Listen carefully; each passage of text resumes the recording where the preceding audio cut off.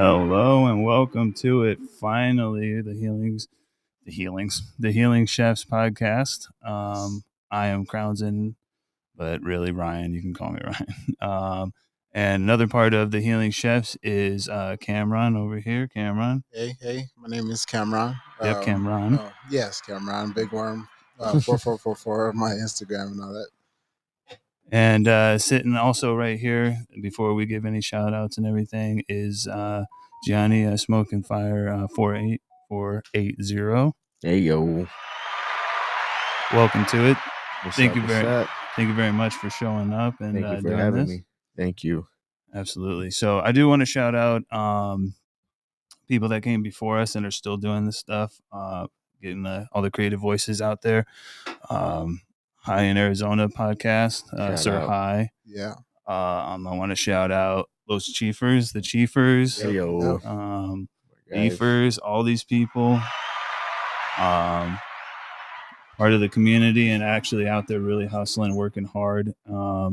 On top of it, there is another part of the Healing Chefs. It's Ghost Creations. Unfortunately, he's not here, but fortunately, he's doing good, and he's just working on some stuff, and he'll be part of us eventually. Shout out to my guy Ghost. Yeah. Good guy. He's a big connector. Really big connector. Yeah, like I wouldn't be here right now after my whole episode and everything, which we'll talk about in a later episode. Yeah.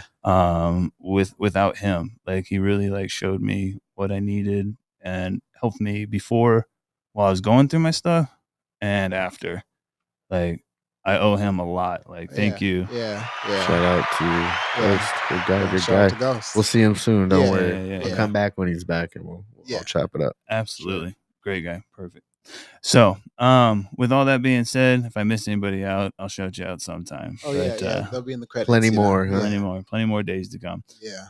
But wanted to talk to you about, your story before we get into any like promotions or anything like that. Like when did you first smoke? Like, how did you find cannabis? Yeah. So, I grew up in the Inland Empire in California. So like Coachella Valley to be exact. Good town called Cathedral City, which is really close to Palm Springs. So if you guys have ever been out there, I'm from out that way. Shout out to Cathedral. Yeah, Cathedral City. Was out there rocking and rolling. I think cannabis in California was like, it's everywhere. It's always around. There's billboards, from the time that I can remember. Remembering billboards. Of course, dope. Yeah, it was medical. So California started the med program, I believe, in 1996. And that was because of in San Francisco, there's a big AIDS boom. Actually, there's a large population of LGBTQ people out there, and they actually helped push the agenda to get cannabis legalized in California. So that's really good. Yeah, really. If you didn't know, that was a big factor. And then from there, it was just kind of like ingrained. I mean, you think California and the beach and weed, so. Happiness, medicinal, just the 3 W's. Yep. And it was like, California was a very lax medical state. So when I was growing up, I think I was 12. First time I ever smoked or consumed cannabis. Yeah. 13. Yeah. I was pretty young. I think a lot of people get surprised. They're like, what about, how old were you? I was probably 11 the first time. Okay. So young too. Okay. Yeah. A lot of, I met a few people who are like surprised. They're like, wow, it's like super young. But like, I feel like all of our homies, like me, and like, I played football. So I played football for a minute. So we all smoked. We didn't really drink a lot. I mean, we definitely a little bit, we're kids too, whatever. But I smoked a lot of weed. So yeah, 12. I think the first time was I had an older homie that lived like 2 doors down. I lived in like a community, like a subset of houses, and he was like 2 doors down. I think I was like 12. He was probably like 15, 16. But I met him. I was like, kind of hanging around with the younger kids, but I was always I was raised by my great grandparents, so I was always kind of like, a little bit more older soul. How big was the age gap between me and my grandparents? Were 60 something years old. I think when they're 80 something currently, 85, 86. Okay. So I met him actually because I was probably one of the more mature kids out of the group, and he was, we're all fuckheads, still. But like, I was just this one day, I think they were fucking around and like throwing shit. And I wasn't partaking, and I think he noticed it somehow and through that, I started hanging out with them, and we actually started smoking hookah first. Like, so I'm Lebanese on my mom's side, so like I always grew up around hookahs and shit. And we like, I don't know, we'd always just like, that was our thing to like smoke the hookah. And then one day he's like, yo, like, no pressure. Like, he wasn't like the type of person like, you got like the big homie. I was like, you gotta smoke this fucking weed. You know what I mean? He was like, hey, if you want to try it, we have someone with to smoke. Like, it's like a larger group. And I was like, fuck it, let's try it. My family, a lot of drug addicts in the family, but like hard drugs, you know, not like weed or I whatever, don't think there's any family that yeah, can it just say doesn't that have, it doesn't have somebody that right. goes Alcoholism or opioids is my family, so I was always pretty. Shit, I might have been the one every once in a while in someone's story. So right, no, see, that's what I'm saying. It's you part know, of life. yeah. So I was always pretty hyper aware of like, I don't know about like doing certain, but we'd always like, you know, like obviously, like I said, there's billboards. Like there was some like normal to it, you know, where I was growing up. So yeah, dude smoked weed out of this like makeshift. Like the dude, like his dad like had an auto body shop. Like they were like very like mechanically handy man inclined. And he like made this fucking pipe out of a, I love that. I think it was like a screwdriver, like hollowed MacGyver. out. It was crazy, dude. I don't know what the fuck, but dude, I'll never forget like that first hit of weed was like a super, and maybe just because I never introduced cannabis to my system or the taste, but it was like hella chronic-y, like that, like super duper. Like when you think of chronic, like I think of like that, like tight in the chest, like super piney, you know, gassy type of shit. And dude, I was so high, man. I in the community where we lived, there was like some food. Like I think I walked like 15 minutes down the road just to get Del Taco, pig the fuck out, and then I had to get picked up by my grandpa, and that was like the scariest thing. I was still pretty high, not as high because I ate. Yeah. And that was history, dude. And I just knew like, you know, the cannabis and the plant was like something that I liked. You know, the high wasn't crazy. I didn't feel like I was like needed more or chase like anything. It was just like fun to be on. It was chill, and like that was cool. Yeah, it was fun, dude. And the good part about having my older homie too was like I had access to it, whereas a lot of my friends were still probably a lot less inclined to be able to hang out with older. Back in the day, that was part of the high. Right? Is just having the access to it and just being like, yep, you could just like that song that's being played on Instagram and probably TikTok. I don't know what, but is that I just got some weed? Like I'm telling you, that's everywhere, and like that's that feeling. Yeah, dog. like that's I could get it, you know. And they were going into dispense, you know, they were medical and like medical cannabis in California was like very like, I mean, there were medical patients, don't get me wrong. I mean, Cali and weed, like, there, you know, but it was like a shop weed store. You know? Well, yeah, well that, and then just you have greater access just because people are, you know, allowed to grow it, or just people have always been growing it. So there's just either people buying it or people just having it. It wasn't as stigmatized in California as like you might see somewhere like here. And you know, it was, yeah, dude, it was great. I think I was like the homie, and I'm not saying this in a way it's like I showed a lot of my, but like a lot of like I was like the weed homie, you know what I mean? Like I always hit the zong. Like I had a zong. I was like 13 and a half, 14, bro. I found my first bong, like a fucking powerhouse zong, dude. And yeah, bro, it's just like I loved, you know, smoking weed, man. It was just fun. It was, you know, I knew it wasn't anything super crazy, but it still had a good time. And you know, it evolved into, you know, my life. So the first time I ever smoked was 12 in Cathedral City with my homie David Rogers. If he ever sees this, maybe somehow I don't talk to him really anymore, but shout out to you, man. He taught me all I knew. Shout out to anybody that brought anybody weed. Like thank you. Yeah, like, literally. Thank you. Yeah. That and like to all the plugs out there. Shout out to plugs. Shout out to plugs. We love you. Yeah, I do my plug. All the laughs you give us. All the laughs you give us. But those times when you don't show up, it's kind of it's a little scary. It's a little scary. The world's a little scary. All right, but we really wanted to push that button. That was good. That was a good segue. I like it. But okay, so I like that button. I'm sorry. I love that button. I like that button. Aren't we paying you? Clowning on me. That's okay.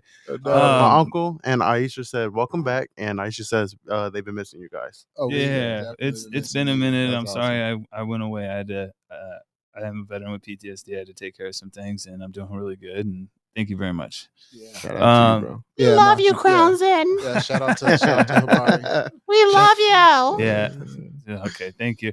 But we're just gonna skip forward a little bit in life, and let's talk about what you've done. I know you've been in the industry for a little while.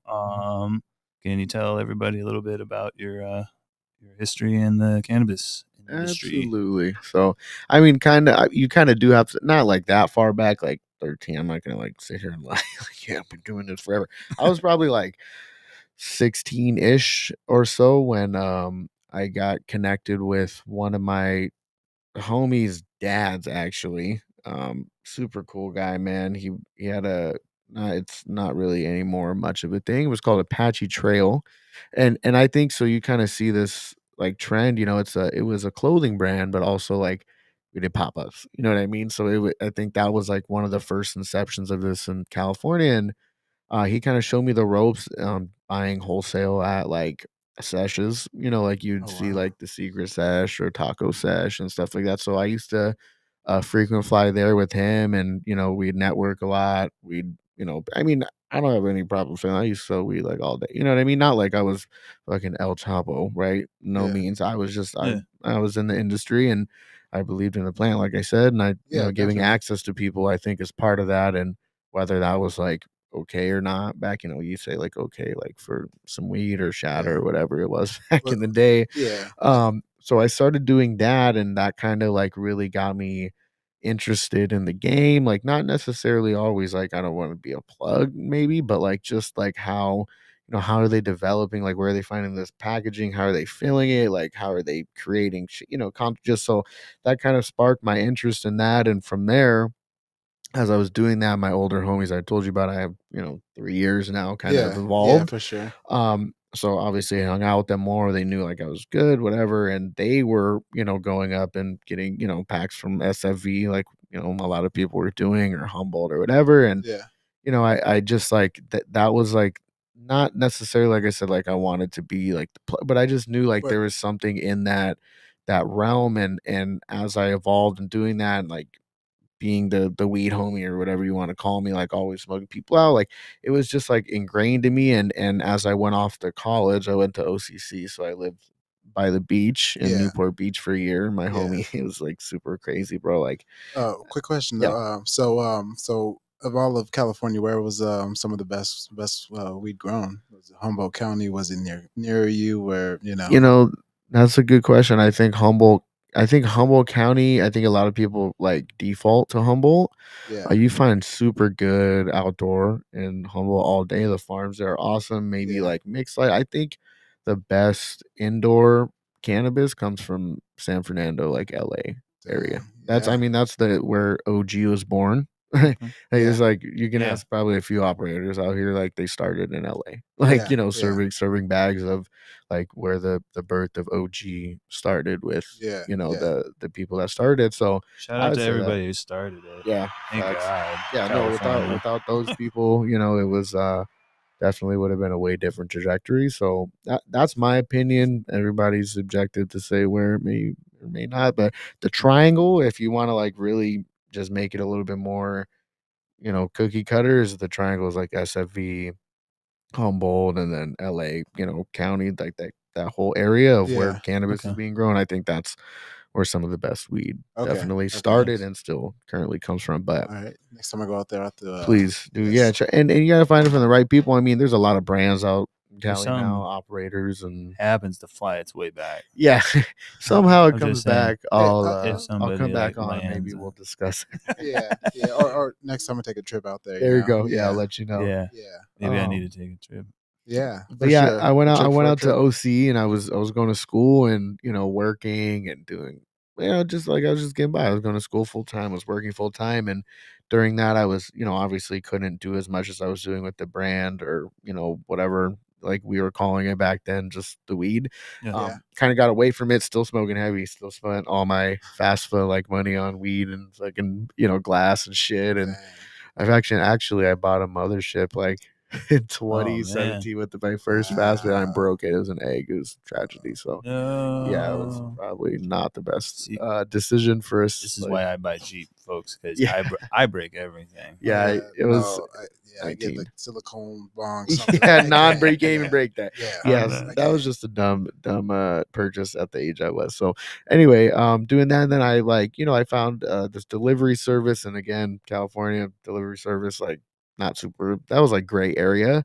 Not super official. Yeah, not super official. Was doing that, and it was like super trap style. Like, this dude would literally send somebody with a big drop. He just texts me like a address, what they want, boom, bam, check their like California recommendation, which is like you get that online for $30, bro. Like in 2 minutes. There's not like a recommendation for shit. It's like you pay $30, whoever's giving them out, and that's that. So was doing that for a minute.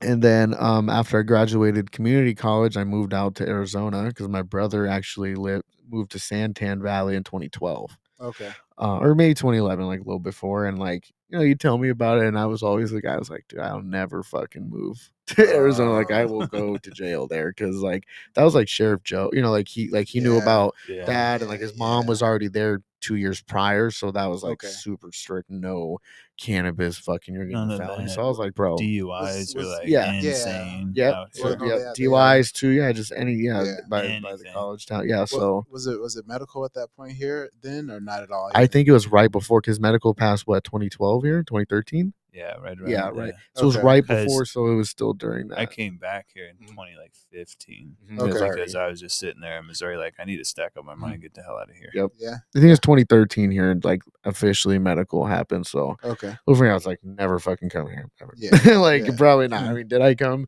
to visit him and bring weed out? Absolutely, all the time. But time went on. I graduated. I was just fucking broke in California. Like, it's tough, dude.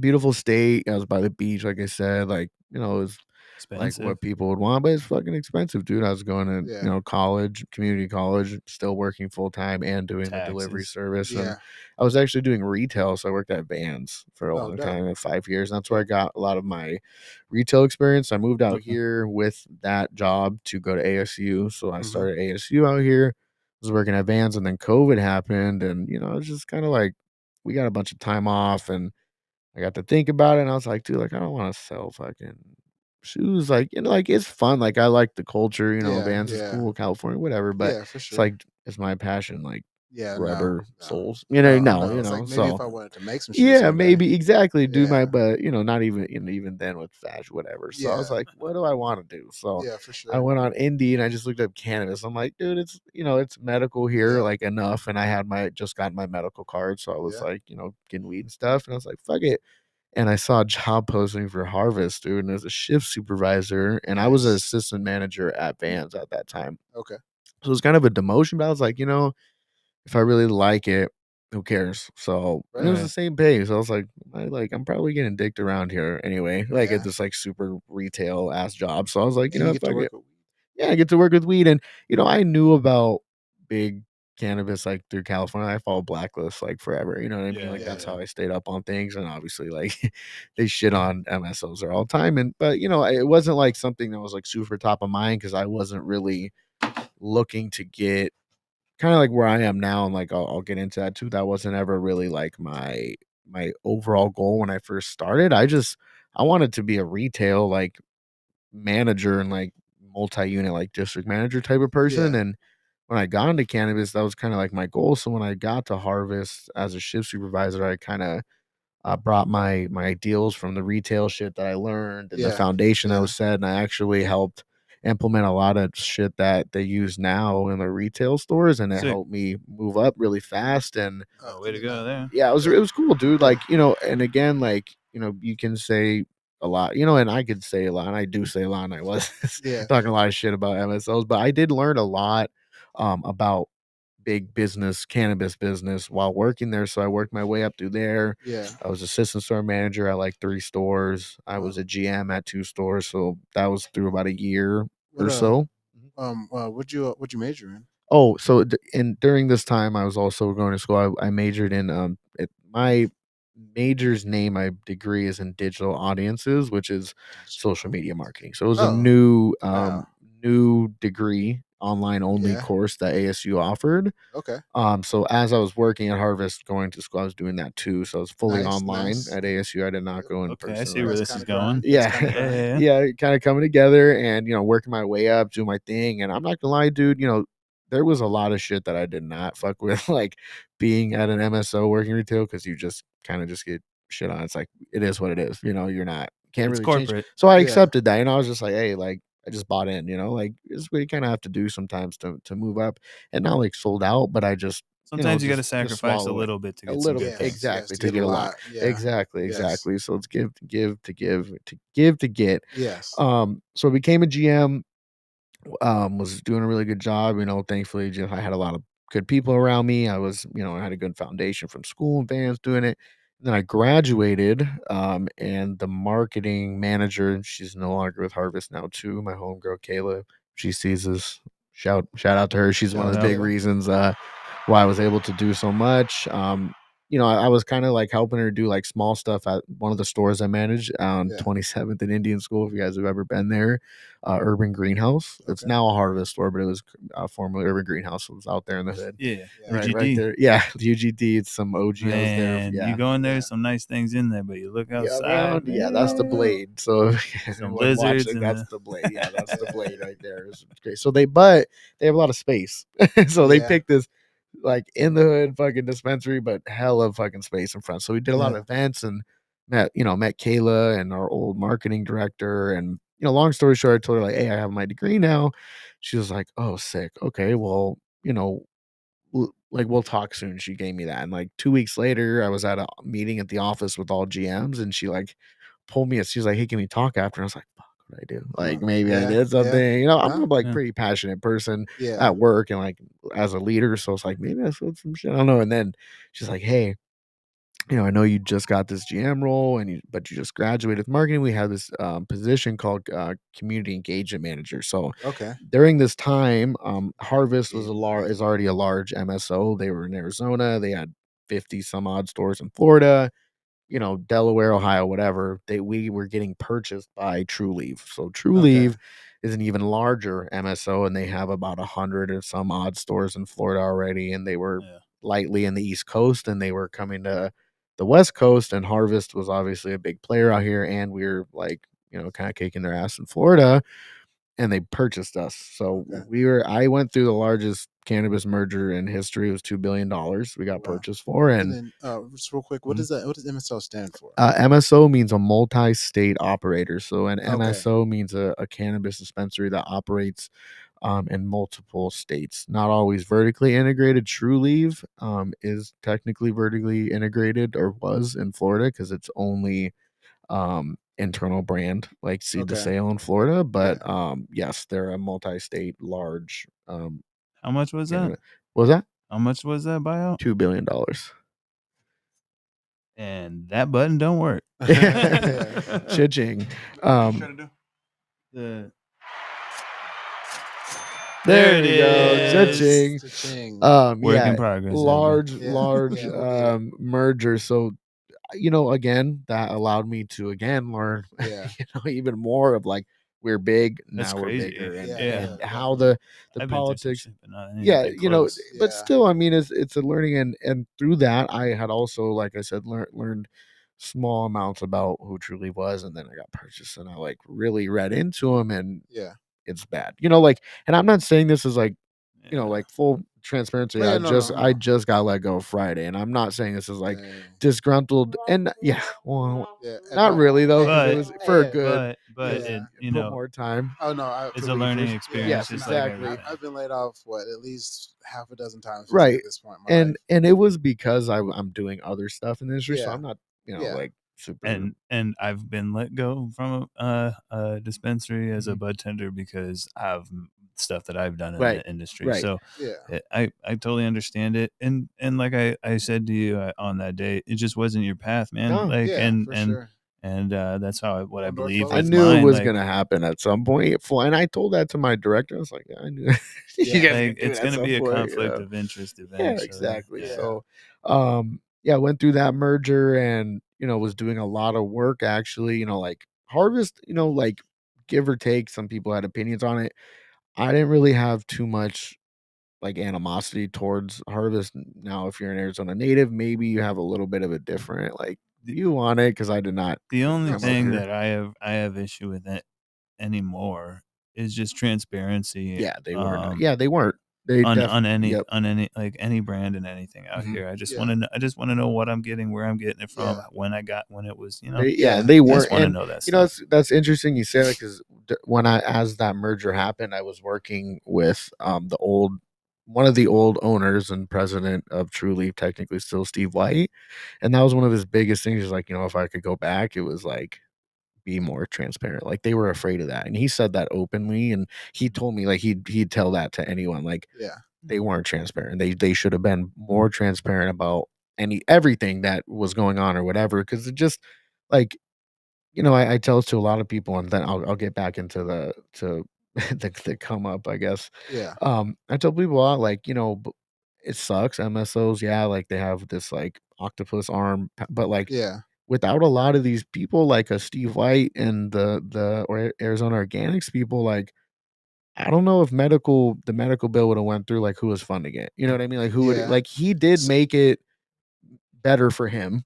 You know what I mean? Like or in Harvest, right? Like that was why. But it's like a happy medium. It's yeah, like necessary evils. I mean, well, not even evils. Well, it's but like it's like you get to well now people get to experience the medicine in which cannabis is, so people can have that who didn't readily have that available to them, and which means they want it. You know? And Arizona being as red as it was for, you know, like that was a big push, you know. So there's just a lot of us headier people 100, that are like that we need to all, where's the camera? Can I look at you guys in the soul? Need to chill out and like quit hating on people, like quit hating on BHO, quit hating on like not everybody is on the same path and at the same point of their journey. So quit being mad at people and hating on people and telling them their stuff sucks. If somebody's smoking on some venom, maybe that's what they need right now. Exactly. Stop. Just like I don't want to hear any negativity anymore. And, like I used to be one of them guys, and a lot of people know me,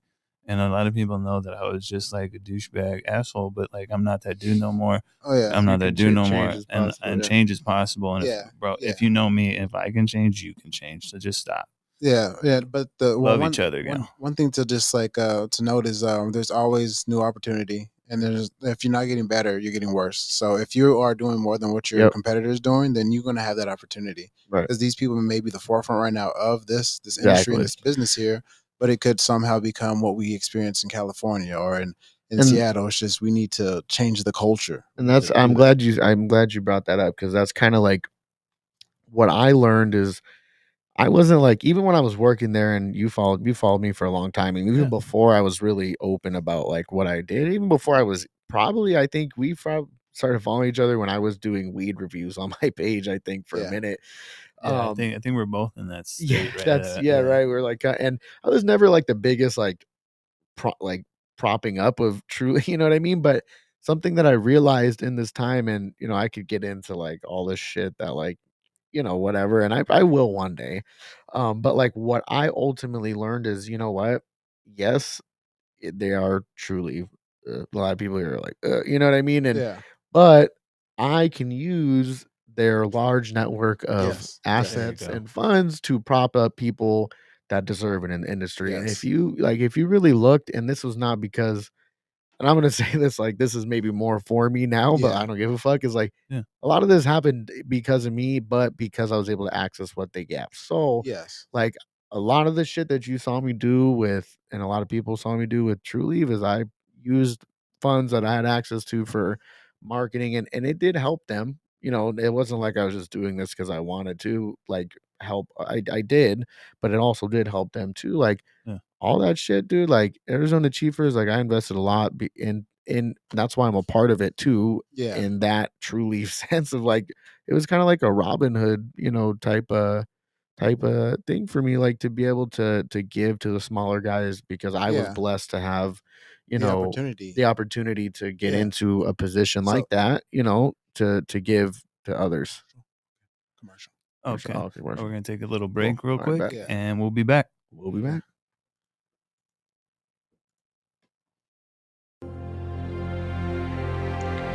Habari Entertainment Films present There's Only One Name for News with Damon and Aisha.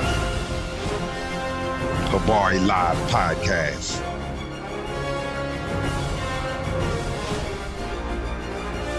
Habari Entertainment, a race against time. On a quest for glory.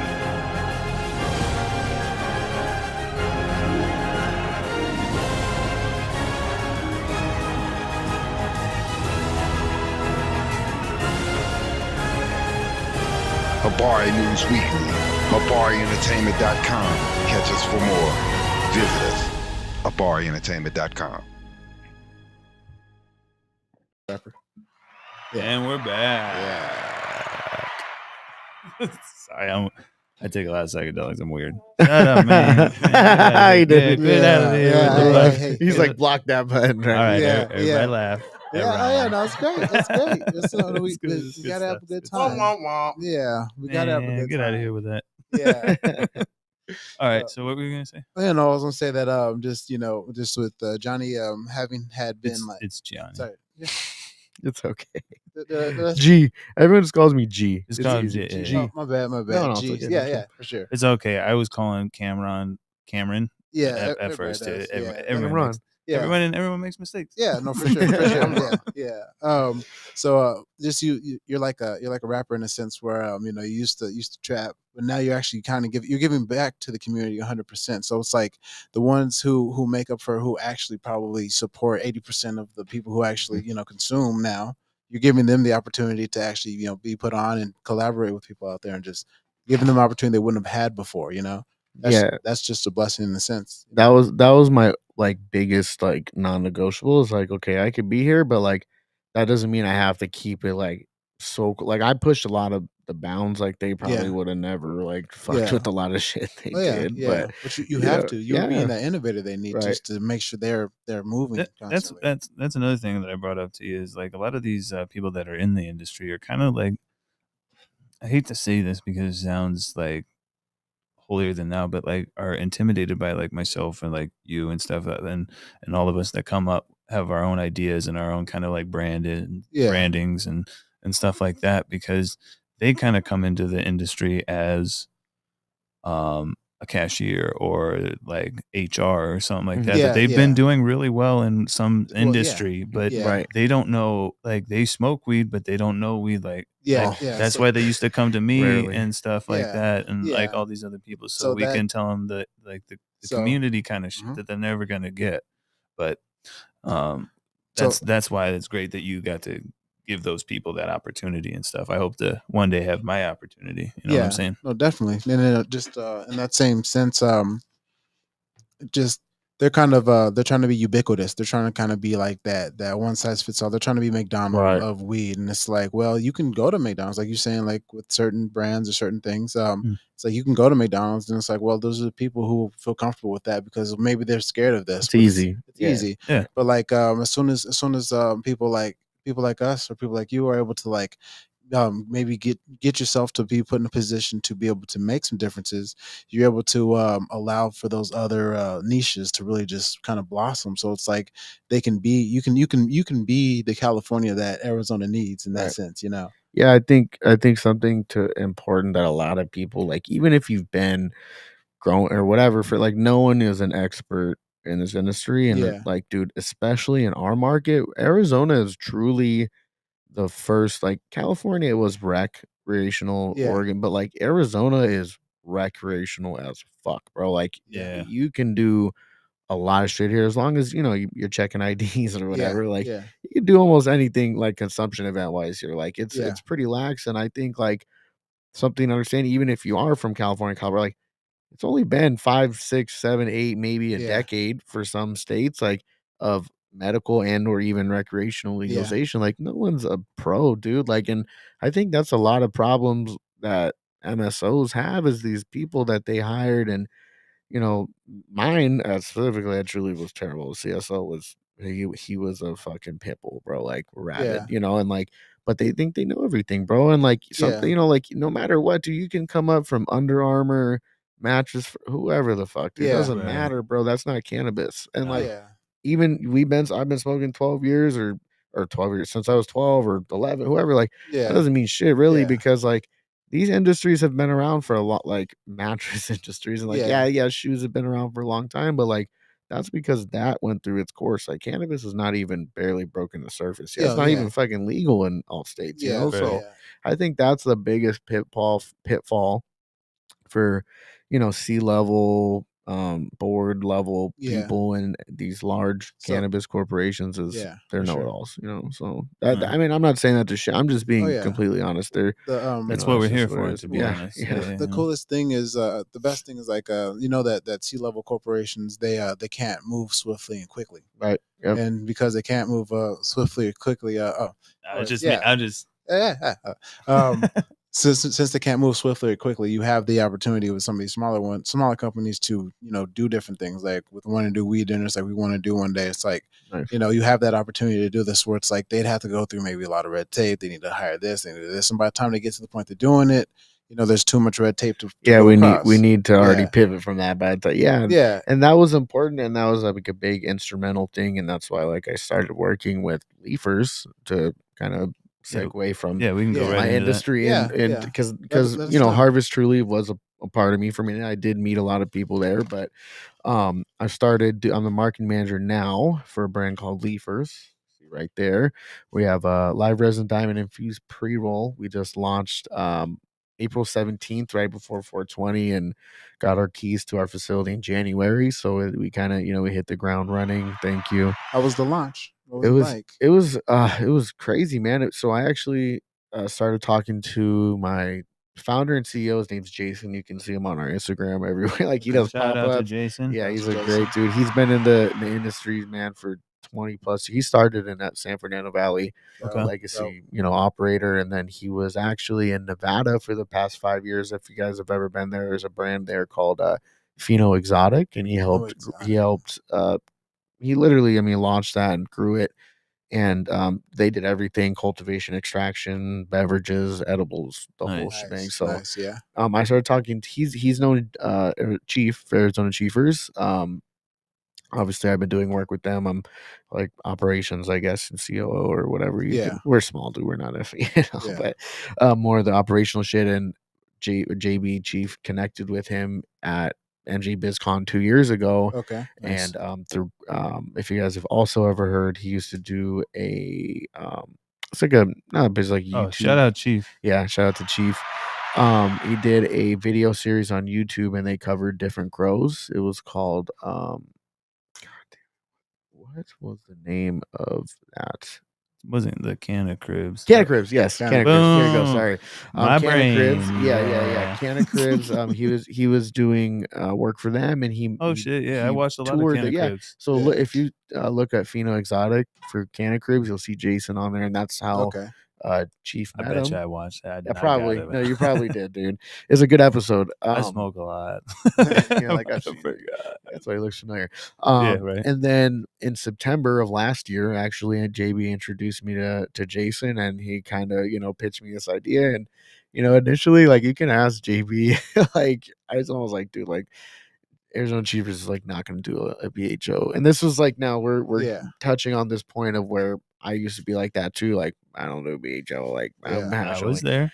And I was like, dude, we can't do fucking infused pre-roll. Like, what the fuck? Look at all these infused. I was like, look at Jeter and look at Steezy. And then we met with them again, and, you know, Jason explained how he wanted to structure it. So Leafer is like our main goal is providing fresh indoor, no trim, no shake, no D buds. We buy popcorn. Not tops. We don't buy tops. That would be hella expensive. Like, that's I mean, we're getting trying to buy something and like make it I'm sorry. No, I was gonna say just that alone, just because like when you get some pre rolls and it's just the very very bottom stuff, it just burns weird. Half leaves, just like that's.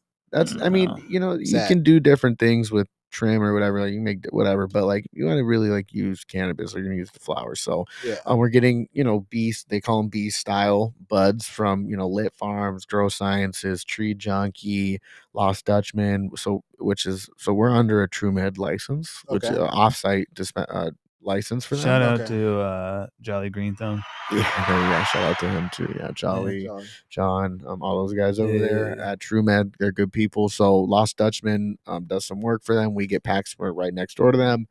And we're, he explained to me, he's like, dude, like, I don't want to follow the model of a Jeter or Steezy, like, just to do he's like all about, we're buying, if the menu is 60 days, if older than 60 days, we're not going to buy the packs from the grower. So all this is fresh. the shit we need, yeah, folks. dude, no, it's 100%, dude. Like there's like, it costs a little bit more, and like, so now you can imagine integrity and pride in your and stuff, only live resin. So, and nothing against cured.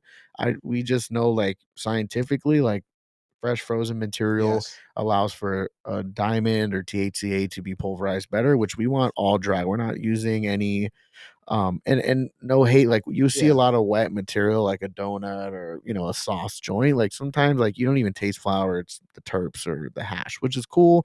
I smoke a lot of donuts, but what we want to do is the flour. So like the THCA we are buying is from fresh frozen live resin, type of product.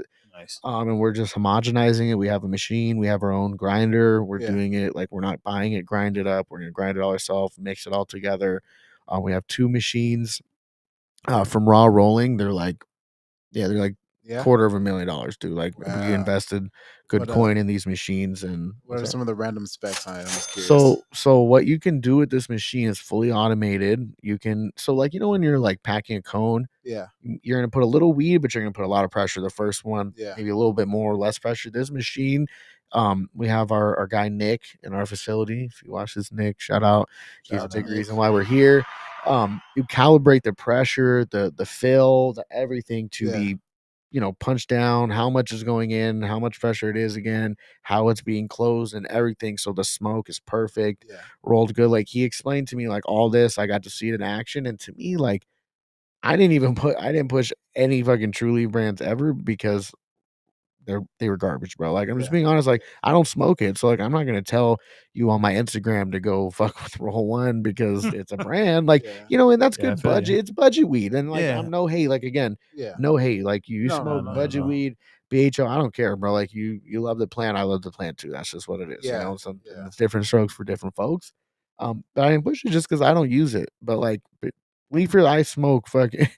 I brought you 5 out of the 6 today because I literally, like, I love, like, I smoke this shit, dude. Like, I would never. The only one missing is the fruit one. Is a fruit blend. Yeah, there's a red bag. And I don't know if anybody knows, but I'm like for weed, like, I'm fruit forward. Some of my heart is broke. No, I'm just kidding. I'm gonna go buy. No. I need to go buy one because I need to support the homies and not just get free shit. Yeah. Support your homies. Don't ask for no damn discounts. Don't ask them for discounts. Always look you up, though. Tip them too. Yeah, tip your friend. And when you want to thank a serviceman for his service, maybe give him some money. Yes. I mean, you're tipping like Dairy Queen. Come on now. Right. Yes. I got an app for it. Oh, shit. But yeah. Sorry, leavers. But no, I like it. But yeah, dude, I believe in quality, man. And he explained it to me. He brought it to me.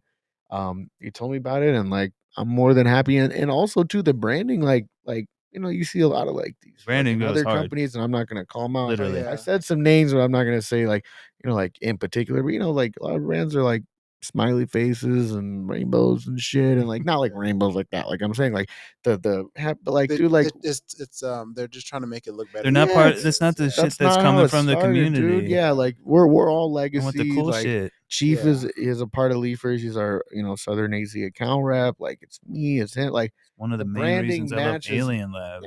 Yeah, because the style. people behind it, it's the legacy. And it's we're like, paying homage. It's like they're one step away from like dyeing the weed or something like that to right. make it look like eventually what like my biggest plan in life, like, I eventually, like, my crowns and stuff, I want that to be like a brand. Like, the one thing that I see that's coming on with this AI and all this kind of stuff, the one thing that's going to remain a thing is your creative expression, right? Because a computer can do all this stuff, but it can't create what I can think of. It can never do it, or exactly what you may want. It can help me create that, but it can never give me exactly what I'm thinking. And then the people who love you, who love you for who you are, the and that artist gonna style. love you. And this is style. I love this shit. Yeah, Thank that's you. style. That's like, from our guy too. He's all in DA Designs on Instagram. Please follow him. He's done work for Kobe before he passed, dude. Steph Curry, Larry June. Like it's called Larry the Life June. on K. Yeah, shout out Uncle Larry. And my guy Cool Kid Elijah. Calvo. If you watch this, shout out to my guy Calvo. Oh yeah, we're gonna get this out there. We're gonna have everybody share this. Yeah, no, for sure. Elijah said, "Hey, what's up, chef?" Yes, he does all of our designs, so he smacks out of the park every single time. So thank you for noticing, because we put a lot into that. And that's the thing. Like I've told other people that I've like been in the industry with. Like eventually, what I want is I want to sell like Disney. Like you know what I'm saying. I want to sell an experience, and the experience starts with the outside as well as the inside. Yeah, you have to. So you eat with your eyes and stuff like that shit first. So like it's just. It's part of the industry. Like you can look at it and tell. Yeah. No, like they know what they're doing. Immediately. That's the first thing to do is it's like they look for something that just stands out, it's more unique and look different. But like you can fool them once in the sense of you getting it, and it's like, oh, you open it's like, oh, this looks just like everything else. But it's like you get in, it's like there's a smell, there's a taste, there's just a remarkable feel that you get when you open it up. Yeah, that's good. Yeah, because like that's great you said that, because like you see like these companies, and I'm not not saying this like specifically for them, but it's just a pretty big like Jeter, bro. Like they spend most of their money, probably, I don't know, like this is not me selling secrets, so anyone knows, I don't know what their hard line is, but you can tell they spend most of their money on marketing, right? The quality is suffering because, and for us, we found, I think, a really good balance between, we have dope branding, we have that connection, we can give you that experience, but also we're not sacrificing our quality to go all in on giving you, fucking the music festival or whatever, because or everything looks like Blockbuster for the day. We can't take that fucking cease and desist or get sued because we're a family company, bro. Like this guy, like his name is Jason Leifer. It's literally his last name. It's like my CEO's last, not spelled like exactly like that, but it's Leifer, dude. Him, his brother, and his wife like literally got investors that they knew from people crowdsourcing, and started this company, bro. And I can get behind that, bro. It's not fucking, absolutely. Shout out to the real shit. Ask, have you had the opportunity to meet any big people, famous people, just in your So a little backstory to it. So our CFO is our financial guy, is Jason's brother. His name is Gary, and he came up. He's had hydro stores in LA, and he came up. It's called Green Acres Hydro. If you guys ever need some, they ship. If you guys ever need some stuff, let them know I sent you. Shout out. Really successful in the hydro business. Great role model. I've learned a lot from him already. Did that, and then through that, he met a lot of people, very successful, and he knows some of the people that are some club owners in LA, and it was his 50th birthday. Long story short, he likes to throw bangers. Okay. He's just turned 50, but he threw an absolute banger. Through his connections and people knew, he got to bring out Snoop. Actually, Uncle Snoop came out, actual Snoop Dogg, not fucking hologram or whatever. And Warren G actually came through, and Snoop's whole family was there. It was really cool. We did 12 songs. It was a great experience, bro. It was literally like a 200-person party. It was like a private show, bro, almost, and that's like very, very hard to do. So that's crazy. Thank you to Gary and Jason for letting me come through. Shout out Gary and Jason. And we actually got Snoop to take a picture with our we have like our Trappy Meal box that we use. I should have brought one, but it's literally like a Happy Meal shaped, and it's fully designed in like graffiti and all our branding ethos, and we have it on our IG. If you follow it, at Leifer's Brands, give a follow. Yes, follow. He's holding it's not fucking Photoshop, like real shit. Had it, held it, fucking loved it. The team we got his team to try it. It was super cool, bro. That's so fucking dope. It's really dope. Yeah. Man, Snoop Dogg, and man, you guys are taking off. And I'm sorry, I haven't tried it yet, but I damn sure will try today, and I'll put that on the IG as well. Oh yeah. But like as much as like cannabis is helping everybody, another thing coming up soon is psychedelics. Yep. I worked a lot with like shrooms and stuff, and like if you guys checked out my story at all on Friday, I had a few gel tabs myself, and I was having a good time. Yeah. And I don't really care who knows, because like all I'm doing is having fun in my apartment and stuff like that, and freeing my mind, and it's helping me work and get better. With my PTSD, and literally all I did is had my surround sound headphones on. And I was like playing psychedelic trance and stuff, and it gave me a lot of insight into a couple different things. But like I've done the same thing before. Like I made some tea, threw on my nice big headphones, and then I went on YouTube Music. Because I listened to you. You said like a long time ago, you're like, just shut up and just throw some music on. Because I'm always trying to control things, and I'm gonna play video games and do this and do this. And I'm like, you can't play. Well, one, you can't look at anything because you get tracers, so everything's just kind of moving, and it's like you're on a roller coaster, and it just doesn't work out. It's better like if you have some piece of art that you bought, like with some sort of intricate anything on it, just a lot of detail, just stare at it, and you're going to see stuff move, but also look at it in a different way. But if you don't want to have a visual effect, you just want to have like a mental effect, just put on your big headphones, and then find like a psychedelic playlist. And there's generally some sort of classical music that has really low lows and really high highs. So my personal experience with it, I had the opportunity to I closed my eyes and it looked like some sort of geometric sphere like of the earth, and I was just floating above it. I can only see like a piece of it, like if I was floating like on the International Space Station.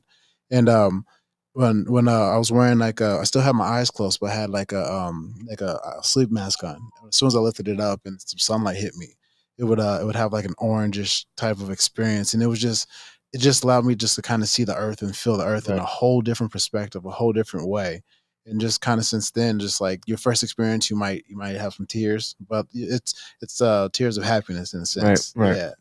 But not to just go too far onto it. But I just say just if you have the opportunity to do it, just do it. Make sure you don't do too much. Make sure you do something stomach related. If you're gonna make a tea, something that's good for digestion, just because it may not feel the best. But don't be scared, and just don't watch anything. Do things with intention.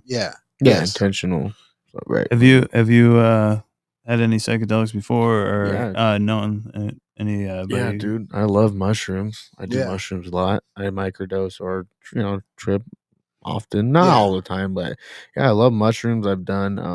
I just want to get more into it because it like to normalize this stuff. No, it's good to know. I mean, shit, man. I think. So the first time I ever did mushrooms, I was in high school. I was like I think I was a senior in high school. Yeah. And it was fun, dude. It was like, I did it with somebody I knew for a long time. I was able to lay outside. It's funny you say that because I looked up. I was like laying on a trampoline, like mid-trip, and the sky was like straight kaleidoscope, type of. And it was really awesome. I think doing mushrooms is not always necessarily like people think like you're going to like hallucinate and sometimes you do take enough like you do enough of anything, you probably lose. You can drink a lot of water and hallucinate, so eating edible weed you can get there. You can fucking get there too. You do too much coffee, you might die. You don't get enough sleep. So I think the biggest part for me is mushrooms allow me to reset a lot. Like that's what I'm talking about. Just have a good day. Just the mental health aspect of it, dude. And you just feel like it's just good to like kind of snap yourself out of being absolutely normal, and that's what I do. That's what I use it for, is because sometimes I'll start to get egotistical again, and I'm like, wait a minute, dog, just like sit back, like we're here to help people and everything. But like especially because of my mental health issues and whatnot, I was scared for a while that people were after me and all sorts of stuff and everything. Well, and that came on because I was living my life kind of asshole-ish, and I had to change that shit. And then it's so much better now. Well, and go ahead. Not even that. It was just like everybody has their demons. Everybody has their own hardships. Not everything is easy for everybody. Like you could have. I don't know. I can't think of a bizarre example at this moment, but everybody has their own ailments, and just kind of taking the opportunity to acknowledge them, be vulnerable, and just spend some time, taking care of them. Stop moving so fast just because everybody just hurry ups and waits. And the egotistical thing is just like you're just keeping yourself checked and balanced. You're not getting complacent with saying, "Hey, I am this guy," but it's like in that same sense, it's like now I have anxiety because somebody's gonna come after me. It's like, one, we're not in ancient times. There's not a gorilla gonna come and knock on your door and come in. So it's like, yeah, the one thing that people told me that I really wanted, that I really needed to take into heart, and I realize it more now, is I'm not that important.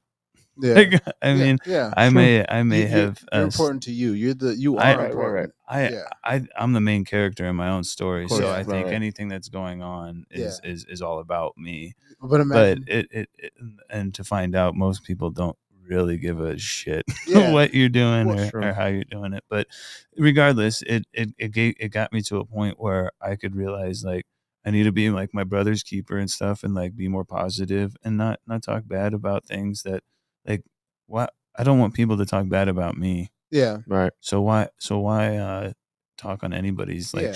little small shortcomings? And it just Right. it just felt real petty, and Yeah. I'm just real happy to not be that person yeah. No, anymore. you have to put out positive energy to get positive energy back. Just like, Yeah.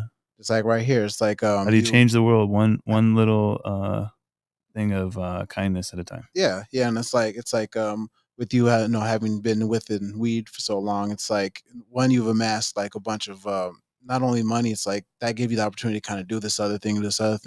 Yeah, you've had it's opened so many more doors for you just by being able to just do that, and then what I was gonna say is just life is like a role playing game, and everybody's NPCs, and it's like you need to arsenal your character to be as strong as possible, because if we're Sure. playing Grand Theft Auto and you're not going full on Grand Theft Auto, you know what I'm saying? And you have You're to just- know sometimes you're gonna NPC for somebody else. you have to. Yeah. You Like, have to. that's the one But- thing that I couldn't yeah, get. but just got to be happy that you get to NPC, because That's Yeah. true. yeah, That's just- true. yeah, just We're like- all NPCs, really. Yeah. Yeah, but it's like, by being the best NPC you can be, it's like, well, now I have the opportunity to be this best, role player myself, Right. and then it's just with the healing aspect of it. It says you need to make sure you stay, I guess, within reality, without Awesome. going too far.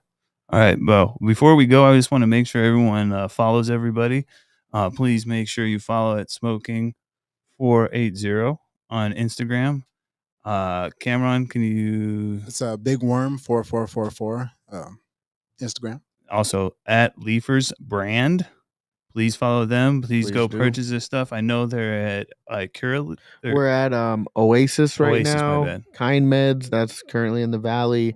Earth Healing and Nature Med in Tucson, and Lunchbox in Sonoyta.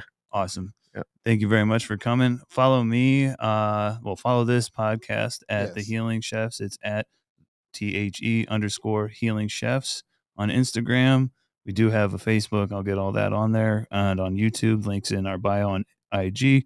Follow me at Crownson's Corner, CROWNZ1NS_corner. We're all on there together.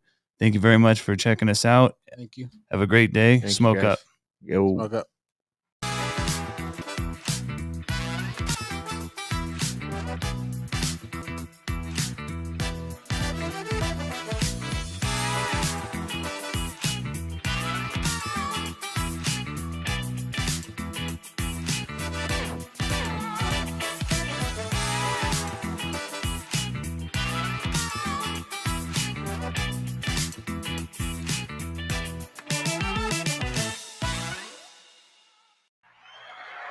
Hello and welcome, world.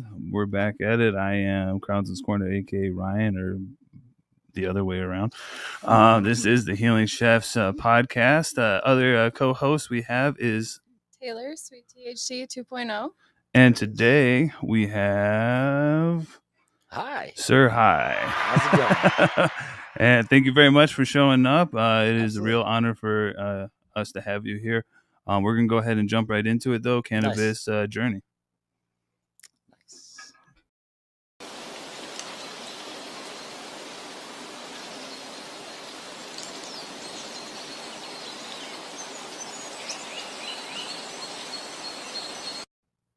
All right. So you said, and you've watched quite a bit of our Absolutely. episodes. So Cannabis Journey is all about how you found cannabis, and then we'll go like on your way to where you're at with it now. Okay. Let's see. Found cannabis would be my family. You know, a lot of my family was into drugs, and from an early age, I noticed there was a lot of drug use going on. And for the most part, though, in my home, the only thing that was going on at the time at an early age was my mom would smoke weed. And I remember the first time I found it, I lifted up this couch and it had like an ottoman. And I lifted up the ottoman for whatever reason. And I saw this magazine with some weed on it. I was like, oh, shit. I was like, okay. You know, didn't know quite what it was at the time. It was that, you know, that was like the first time. Right. But so then, yeah. And then a few years later, smoked it with or attempted to smoke it with my younger cousin. He had taken some from his mom. And we tried to roll it up with some toilet paper. So we were young. It wasn't an experienced move. And then it wasn't until like 15, 16 that I was living in Tempe, introduced to some people through playing basketball, and they smoked. So that was when I got introduced to being a heavy smoker. So that, and you didn't pull out the toilet paper that time. No, we had this acrylic bong actually. Oh, nice. When I think about those times, I think about that acrylic that bong. Yeah. Yeah. I've had too many of those. I think it was not the last episode, but a couple of them before. I was talking about the gas mask. Oh yeah. And that was all like plastic and no, the gas mask definitely went through a wave, but it would always leave my cheeks smelling like weed. I didn't like that. You know? I was like, damn, there's got to be somewhere around that. I did it once, and I blew my lungs out in front of everybody, and then we just kind of like put that away. Well, and he was the first person to try it too, so he was like, "It's fine, ruined it for everyone." So, check this out. Hold my beer. Check this out. Exactly. Damn. But lead by example. Yeah, that's what I like to do. Great. Someone's got to touch the stove to know it's hot. So then you moved to like bongs and stuff like that. And I mean, a lot of people know who you are and stuff like that, but you went, and how did you progress into well, I think where a lot of people know, it depends. There's like these eras I like to refer to them. Like one is like when I was doing music heavy and I was rapping, and then I took that into the smoke shop world by working at a smoke shop called Trails back in the day. Trails, remember. And then I worked there for like 2.5 years. And then I left there. They were a little bit of a larger smoke shop, and I just had a disagreement with the owner, and I went to this smoke shop called Blaze, and Blaze let me do whatever. And then so I was like, had the opportunity to do all the hiring and promotions and ordering and things like that really helped, develop my, confidence to open up my own smoke shop. But in the meantime, from just doing building the skills. Yeah, exactly. Like, catching some fails here and there on someone else's dollar, so that, but then while I was also doing that, I was still doing the music, and I would take the smoke shop, like, we'd have like blunt wraps and things like that. And I'd go to shows and just pass out a lot of these things, or I'd have like Roar sponsor a performance and give out a Roar that show. So I think that I credit that the most to why people in the Arizona community know me is like me making music. I like to, at least, but then like I think based on the smoke shop success, high maintenance, a lot of people, because we were one of the only smoke shops at the time to, one, not carry meth pipes, and then two, carry quality glass that isn't import. A lot of people out here will only carry import glass because of how inexpensive it is, but we would carry Illidals and Motherships and Toros, and so there you go. When did you open your first shop again? Make sure you're. So mine was I opened up High Maintenance Smoke Shop January 1st, 2010. That's it. Yeah. Wow. It was like a recession going on. Sure. But at the time, I was just like, well, if it pays my bills, I didn't think it would do what it did. I was just like, well, this will help me, set up myself for success. And if I'm, because we go to small smoke shops, and a lot of times you see the owners behind the counter. For sure. So that's what my plans was. I was like, I'm just going to do that, and so that was the plan. And then it just it took off because of the community's support. It was tight. Yeah. And then like the progression of glass, like I know like years ago, like we're talking 2006 and 7 and stuff. Like I myself am not one of the heady boys, so because I'm afraid of breaking everything. Yeah, I can appreciate it. I'm probably never going to buy anything unless I get real famous, and I don't plan on doing that. So, but where did you see it kind of change from with working with glass and stuff? Change from just like someone, and shout out for not having the meth pipes. Nice. I mean, I had my issues back in the day, not too long. But like that's a great thing, especially for stoners, like just smoking weed. We don't want to like always be associated with these things. Right. So right, exactly. So shout out to you for that. Yeah. But where did you see it kind of change into the more like with the Philadelphia? Like I don't know when like all that started. Quality, like with a real. I would have to look back and say it's always been there. Like you can go back and not always, obviously it's a new industry. Glass blowing only started, I believe in the late 80s or early 90s with Bob Snodgrass. Shout out to him. And, it's always been like, there's been artists out there that are just really good at it. And like, they would sit on the shelves and like, people would like, admire them. And there would be collectors. When it became a thing, obviously it's like, social media. I was just about to say when people started filming the smokes, like back in the day, I knew Jerome Baker, and that was probably about it. Nice, yeah. And he's, I mean, you can not him personally. I just know the brand. Nice, the brand, and you can contribute. You said that they contributed a lot to the growth of the industry as well, because the classic Jerome Baker or like the Chong Bong, like that was like those were like the industry's first. Had to have, or if you had it, status symbol type. Well, shoot, Cottonmouth Kings was rapping about JB on their stuff. So Kings. Yeah, classic. Shout out to D-Loc and them, nice. Chucky Chuck getting things going. Hell yeah, I just they're out there doing it right now. Yeah, still, I was just talking. No, I was just talking to cool, Chucky man. the other day. I'm like, bro, when you come in town, let me know. I wanna. Yeah. Shout to Blazy D out there, or now Stoner Jordan. Stoner Jordan. Yeah. Shout out. Nice. Yeah, I just seen him plugging something at the Marquee. Yeah, he's always, man, that dude is like, he actually helped me get back into making music. When I transitioned from that Trails to the Blaze, I ran into his producer and got invited over and whatnot. And like, they recorded me just on love. And so, his group, him and Snakey. So shout out to those guys, Shout out to everybody. Yeah. Shout out to everybody. We're shouting out. Go. Yeah. All right. And so with yourself with smoking, and we discussed this with Evan of AZ Dink last week. Nice. People are being a little more, and I know you're trying to be more accepting of everybody, because even you just said recently on your thing, like the Jeter, am I not going to smoke it? Like, right. I mean, yeah. How have you handled with some of the scene nowadays kind of hating on different people?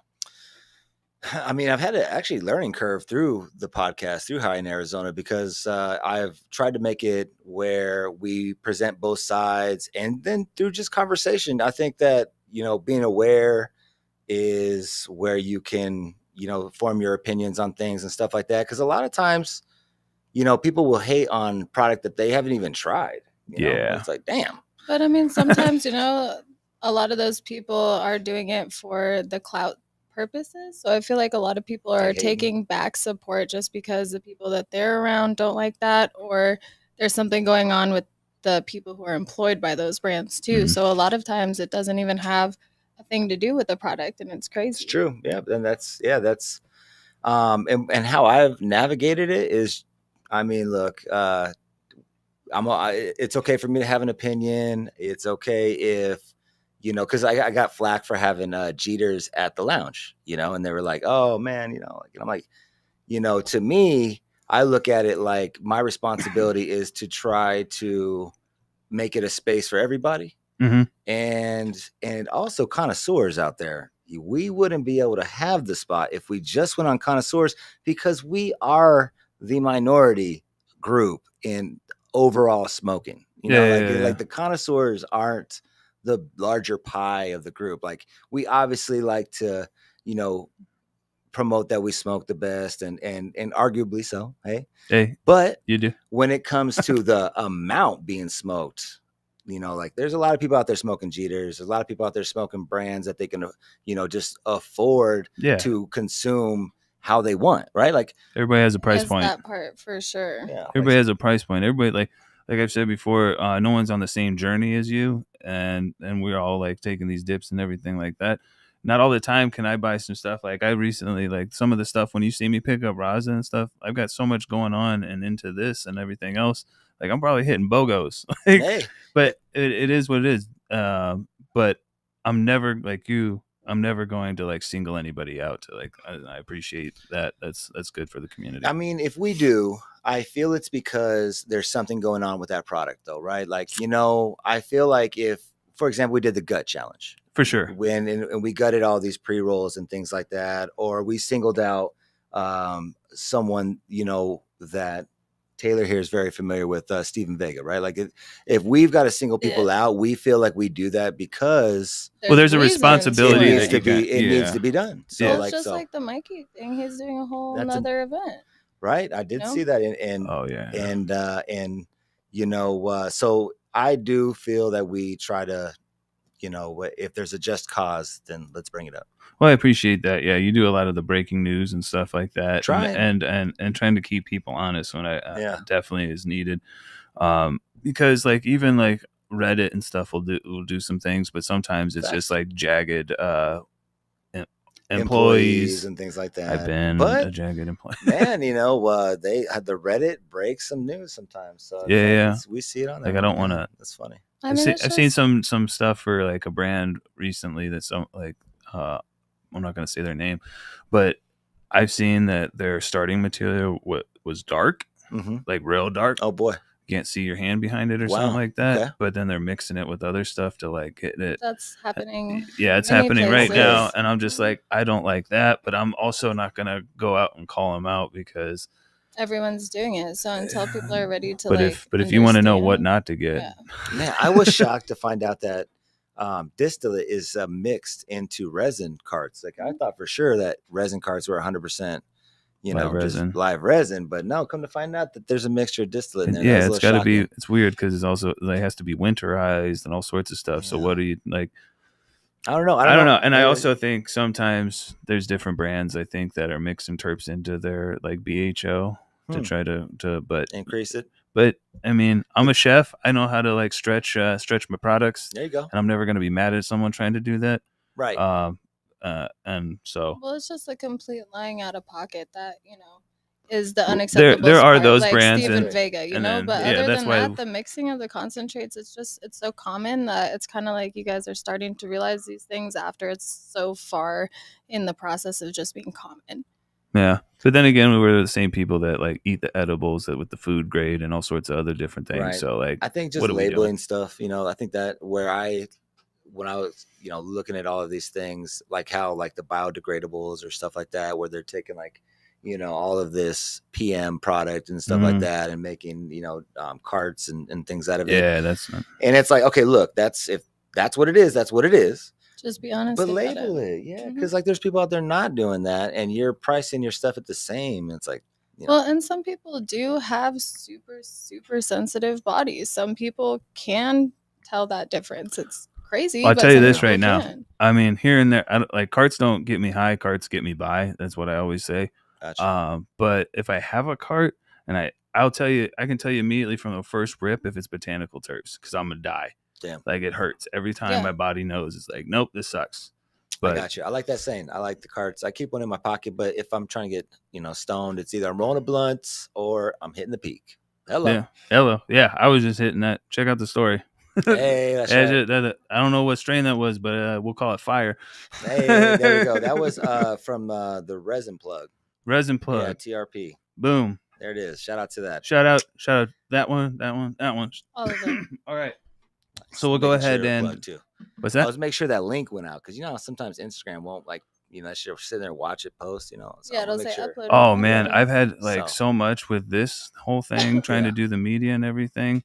I've literally at times when I'm trying to put my reels and everything that I've edited up, like it'll freeze right there and it won't hit like finishing up. So I'll have to delete Instagram completely. Man. Oh damn. Oh yeah. Like my internet sometimes in my apartment is trash, so it just gets clogged up, and then it just sits there just spinning. I'm like, all right, so I'm just gonna handle right now, and I I know my how to fix it now.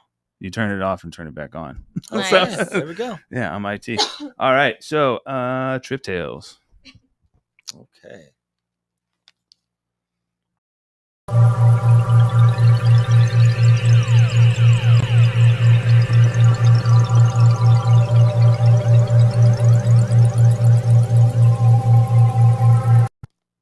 Oh, sorry, I was reading something. Out right now, yeah, I was just reading something. I was like, did I write? Anyway, so Trip Tales as Sir Hi is also Jason Sir Hi. Jason, yes. Thank you. What is your experience with psychedelics? Do you have any? Nice. I forget that. I forgot that you do this section. Yes. Surprise. So I have I experimented with acid as like in high school and things like that. So Nice. I've tripped out on that. And then with mushrooms, I have done mushrooms a couple times. And where mushrooms definitely center you, and I think that you have to be in a good headspace to take psychedelics and things like that. And so last time everything was cool. It was actually during COVID. We were all just like locked up. So we were like, well, fuck it. What are we going to do? Let's go on a trip inside. Vacation. Yeah, exactly. So I was like, I popped some shrooms with my partner at the time. And what came out of it was just a good time. But right. I thought that was going in a whole different direction. Nice. But what came out of it was that I felt that my dog Mac, RIP, needed to spend a little bit more time in the inside. Like sometimes I'd put him outside, but we had a conversation and he was like, "Dog, I'm too old for this shit." And that was like a connection with him that I swear mushrooms. That's about it though. That's I feel that because as much as people think I'm crazy, when I've tripped and stuff like that, and I thought like. I think not that my cat is talking to me, but like I can read what's going on and stuff. Like she'll like now I notice things more. Okay. Like she'll walk up and go like lick her mouth. I'm like, you want food? Nice. Like you can't talk to me, but and I'm like, I had that kind of connection with Mac. It was a trip. Crazy. I was like, I feel your facial expressions more than he I has ever a squishy facial expressions. Yeah, he was dope. Rest in peace. Yeah. And last episode I was kind of talking about how if I take acid or something, like my stomach isn't as messed up, and I can I'm just like happy and stuff like that. Whereas shrooms for myself is way more therapeutic and shows me stuff like that. It's like, hey, shakes the tree and be like, look at this. Definitely, I can agree to that. I mean, on based on the two experiences or different experiences of the two, like I felt like the mushrooms were more. Maybe felt natural, a little more, more grounding, and I feel it's more therapeutic. Whereas, like when I have acid or something like that, I'm just like, let's listen to music and bounce. I'm like, let me look at the paintings; they're moving. This octopus nice. So, do you guys think that it's going to be recreational here soon on shroomies? Yeah, for sure. Yeah, and I already have recipes and stuff. And shit! Oh wait, I think I talked about that. Well. I have stuff that I haven't talked about completely yet, but we got some secrets. Breaking news. See, we breaking it right here. Let's go. Nice. Yeah. Here comes the fire. So I have a soda that I've created. Okay. Like I have ice cream that I've made. Oh, I love ice cream and all sorts of stuff. Psychedelic ice cream. Yeah.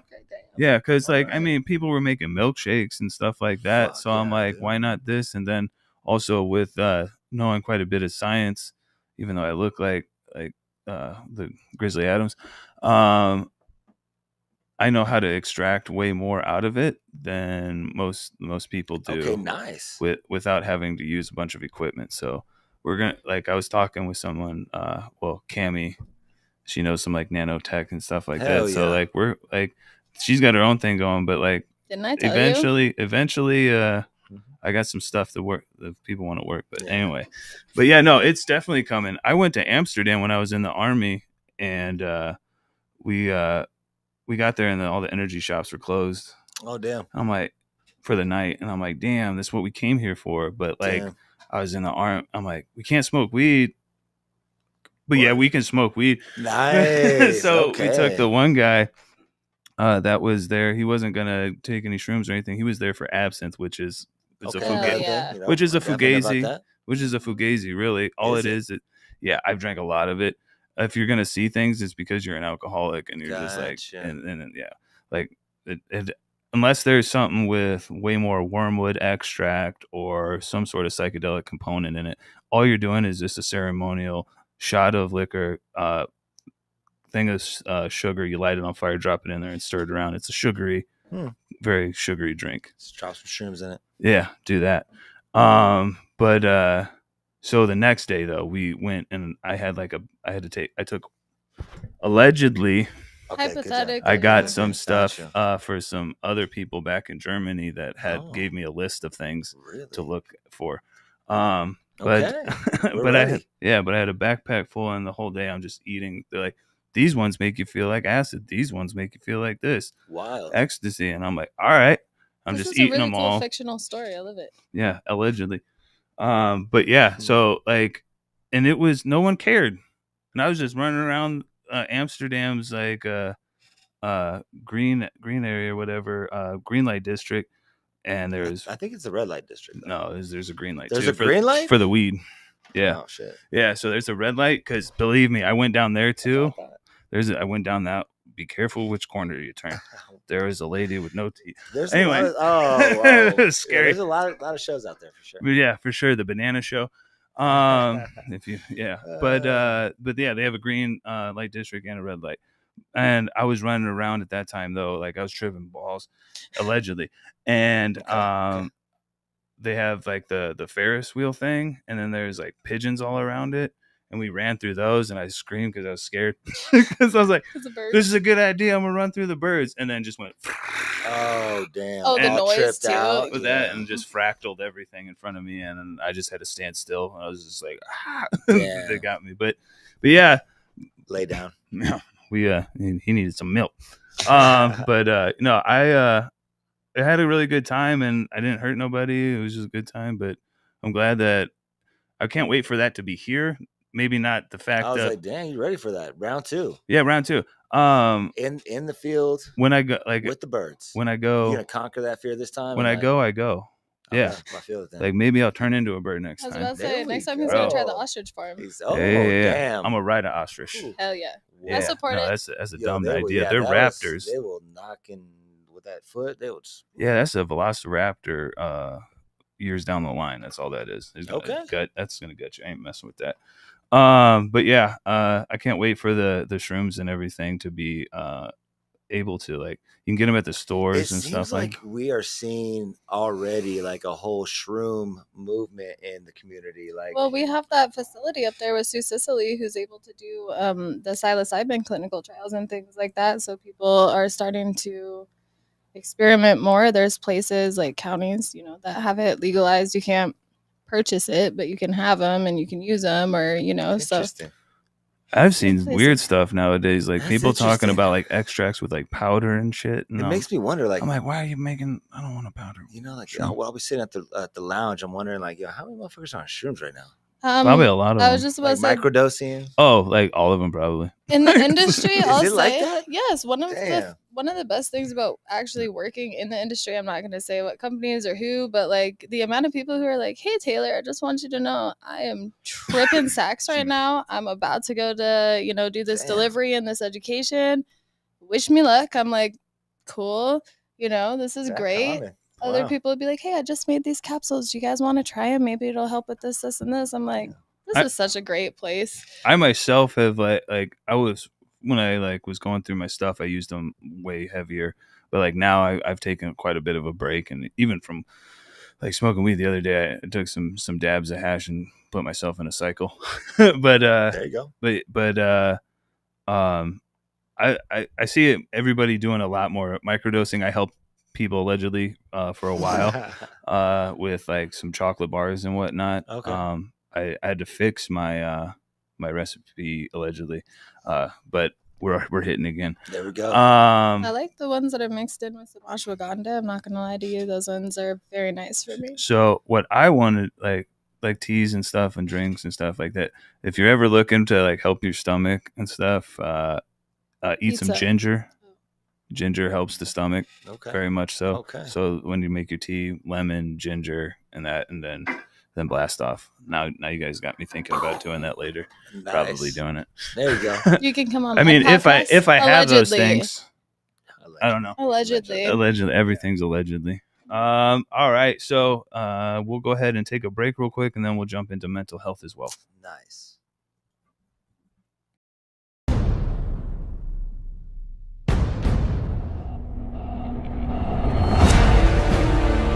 Because they try to welcome a couple things has been back, everybody.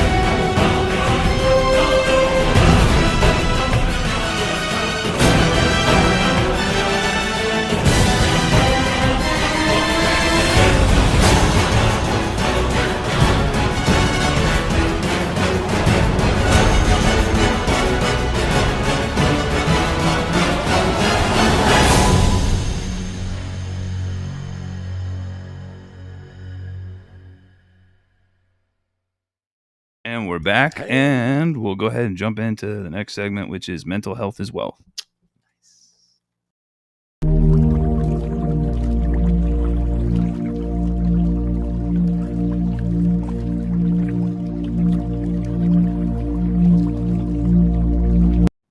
I like the music that you selected for that one too. Yeah, I definitely extracted that from a YouTube video. Nice. I like it. Yeah, I've learned so much about media in the past few months. So mental health is wealth. We kind of talk about it with cannabis and the psychedelics, but how have you had any, like, how has your journey been with mental health, with all the different aspects of your life, being like doing the rapping and stuff, which is intense, being a performer, to high maintenance and whatnot?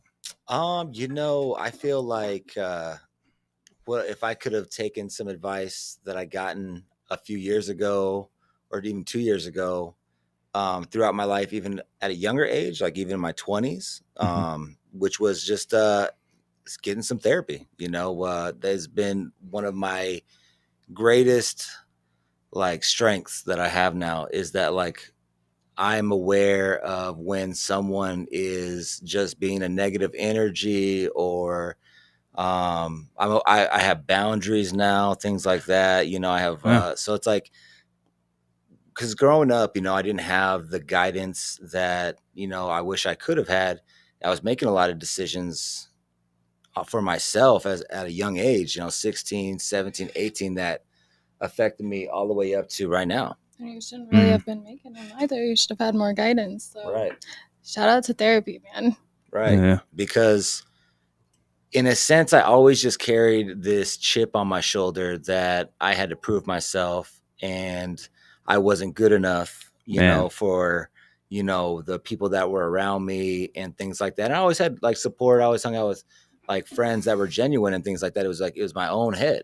Yeah, for sure. And then I see it nowadays. Yeah, that self-sabotage is a bitch. It is just, and then so where therapy really helped me was define these things that I was self-sabotaging myself with. Like, I didn't realize that our brains were, mentally wired to think negative, right? It's work every day just to think positive. And I didn't even, consider, that was just how we were built.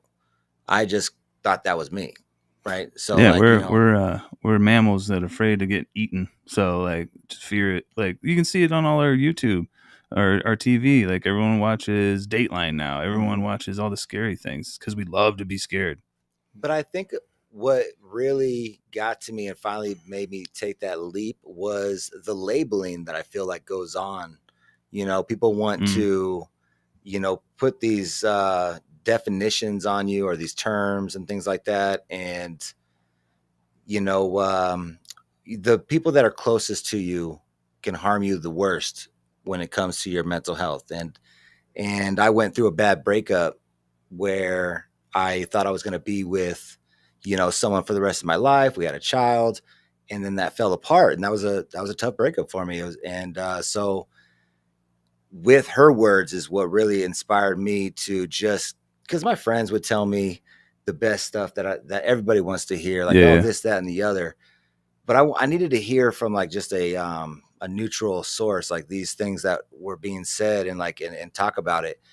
And it comes to find out your closest friends really do support you where you need it. And I was hearing things from, going through that process that I heard from certain people in my life. And I'm like, damn, that's a real one right there. Cause they were looking out for me, and I thought they were just more so pumping me up and gaslighting, but or like I've had people where I thought are trying to tell me don't date that person or something like that. Right. And I'm like, you're like, wait, I'm like, you don't know, because I think that they just don't like that person or something. Totally. And then I get to the end and I'm like, gosh, man. I feel that. Yeah. You guys know I'm a huge advocate of accountability and the difficult conversations and all of that stuff. I think that the people who only tell you positive things are not ones that really are beneficial to your mental health, because it's going to allow you to get further and further into that, oh, it's not my fault, or oh, it's everyone else's, or well, lessons come from losses. Mm-hmm. Yeah, but a lot of people want to just kind of push that mirror away, so they keep the people around that kind of just are hyping them up always. And it's like that balance is something that took me a long time to figure out, and seeing that it's something that a lot of people struggle with, finding that balance too. I just read something, it was on a meme or something, but it's like the fool that yells at the mirror and doesn't realize it's a mirror. Like when you're yelling at other people, oh yeah, totally. Like this world is just a mirror of ourselves. Like I'll do it, like I'm doing deliveries, I'm like, this jackass is in the right lane and I could turn on red, but then like a couple like lights ahead, I'm that asshole. Yeah, right, and I'm like, bro, like, so it's rough. And to the fact where you were saying how people are, like, you want to try to prove yourself and stuff, I've seen that so much, especially in the industry lately, that a lot of these younger kids, and I'm getting up there, I'm 38, or I'll be 38 this year. I have to do some math. I have to do some math. Nice. We're getting close to 40. We're stopping counting. But I even a homie, I'm not gonna call him out, but his profile picture was him with a gun. I'm like, bro, you're not that guy. I'm not that guy, and I've been to war and everything. Like, first thing, like, and you're talking and so on and so forth. Like, but like, I understand that feeling of wanting to prove yourself and be like, I want everyone to know, don't fuck with me. Right. I'm a bad motherfucker, and I feel that. But the strongest I feel comes from silence. Yeah, a lion don't gotta tell you it's a lion. Yeah. So, but he changed his profile picture. So shout out to him. There we go. And it's also not really smart to do that in the industry either. A lot of people are posting their guns and their weed in the same spot, and it's like, we all know that people allegedly do things, but just don't like incriminate yourself. Possibly. It's not, and also don't portray something that you're not. Mm-hmm. Like, you're gonna get yourself hurt.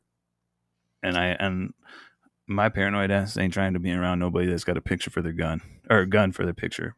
Mm-hmm. Ryan, they cry when they get arrested. That's the same. Yeah, I ain't getting. But I do want to, say thanks for your podcast. I've watched people on your episodes, and they talk about mental health, and I think that it's something that it's a cool topic. I think that everyone should be okay with listening to themselves. And one of the biggest things that I got away from that too was people pleasing. Yes, that is like a huge thing that I would do. I would do shit to please other people. Yeah. And like, that's not going to be the best, put you up for success. Like literally just. Oh, I would do that constantly. And then when I wouldn't get the feedback, I'd be like, what the fuck is wrong with you? And I'd be like, I don't even fucking want to go there. And then people are like, bro, I don't even want to fuck with you. Like I wouldn't either now. And then when you're in the position, where's everybody too? So you kind of like lose your self-respect and your value too, because people just start expecting these things. And then when you know, most of the times therapy helps you establish those boundaries, and that's hard. Yeah, that's I never had boundaries. I didn't even know what the hell they were. Boundaries are amazing. Fucking hard. Oh, people are mean. I'm like, and even myself, I'm noticing cycles that I have with even like dating and whatnot. And even today, like I couldn't really realize what my problem was, like because I keep trying to get with these women that are either unavailable or absolutely just they've shown you who they are, and you just don't really want to admit it because they're pretty. Right. And then I got you. and then I'm like, why am I doing this? And it's just a cycle of my dad being with my stepmom. He would pour everything into her, and she would just be like, And I guess I'm just trying to repeat that. Yeah. And I'm like, yo, bro, no. Like, quit messaging that person, and so on and so forth. So, like, yeah, like, I love talking about these things, and I don't care what it makes me look like, because I'm growing, and I'm better for talking about these things. So I hope you guys do too. I think you're helping the community, man. Oh, I appreciate that. That means more than anything to me, because that's what this podcast is about. I don't really give a shit about who I am anymore. Like, that was something that I was on before, but like, I'm really here to show you guys, if I can step into madness, like, you guys don't even know. Like, I was hitting up I spammed everybody. Like, I needed a place to stay because I thought people were like coming to get me. Damn. Constantly. Like, I was staying up. I would run from like my door to like my patio and back and forth, or I would be staring at outside of my people for like 24 hours. And even though I would open the door, I'm like, they got away this time. Like, I was gone. Now is this like on like one of those like? I was on a sick one. Okay. I had if anybody knows, like I said, like Theo Vaughn back in the day, my favorite weed was cocaine. That was my problem. Okay, and I was gonna say, probably something there with that. Well, yeah, and it just released the paranoia and stuff from being at war and stuff. Yeah. So just put me on guard. Yeah, thanks for serving, man. That's wild. I appreciate it. But yeah, so I stopped all that bullshit and everything, and I'm doing way better. And you just got to know like your triggers and stuff. And just because you did something one time and it was okay doesn't mean that you can do it anymore. But yeah, so we keep it clean and natural. Nice. Yes. I know I've found marijuana is like obviously like that's the daily, you know, that's like eating and things like that. And, you know, and other than that, you know, take a little drinky sometimes. Oh shit. Yeah. I mean, I'm not mad at anybody for drinking. I just can't do it anymore. Just because every time I drink, my stomach, my body is just like, it hurts. Yeah. Like the whole next day. Recovering is definitely a whole new level these days. Yeah. Man, the last time I did it, I think I went through like a quick breakup, and I'm like, I'm drinking today. And I went and got 4 Dreckers and I smashed them back to back. Okay. I mean, we were listening to music. It was a good time. Yeah. And the next day I couldn't work. I was laying in bed, and it wasn't like that's how it is, man. You're getting close to 40. I'm let you know I'm a couple years ahead of you. Yeah. And that's when it hit me for sure. I was like, oh shit, 40 is different. Yeah, definitely. I'm pretty close to that, and it's different. Like recover everything. Recovery. But all right, so we'll go ahead and jump into our last segment here, which is Plug Talk. Plug Talk.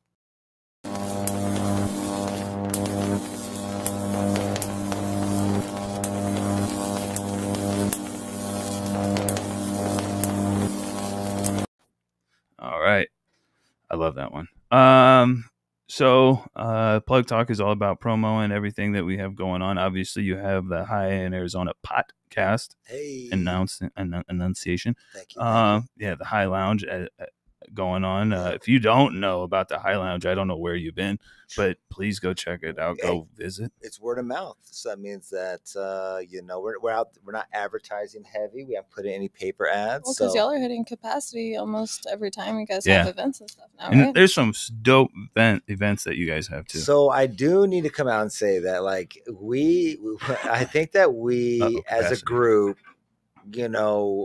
overacted a little bit on the capacity situation, because I think by putting it out there that we're at capacity, like we've been at capacity like 5 times. Mm-hmm. And so it kind of slowed it down a bit. Yeah, I think like people are like, oh fuck, don't worry about capacity. Yeah, don't worry about capacity. We got room for you guys. Come Try through. to fill capacity again. But exactly. But where I do think that there should be some caution is when there's those events that are like really hyped out. Yes, those events, get there early and like when like shout out to Burner and all them when you had them out there. That was crazy. That was crazy. Because didn't you used to rap around with them? Did, yeah, he was. I went on tour with him. I know twice. I think there was a third one in there somewhere. But like marijuana. Went out there and toured with him. He was actually the reason that I was able to like walk away from touring without having to be sad about it. Because like I went on a tour with him to finish it up, and it was a sold out tour throughout the entire country. Man. And like when you tour with Burner, like everybody wants to bring you out weed.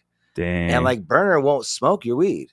He'll just look at it, whatever, and then he just passes it along to all his tour mates, and that would be me. I'd be like, thank you, Burner. So it was great. But when he came out here, he's a businessman. I mean, I got a chance to watch him on the road, and there's a reason why he is where he is, period. He works hard.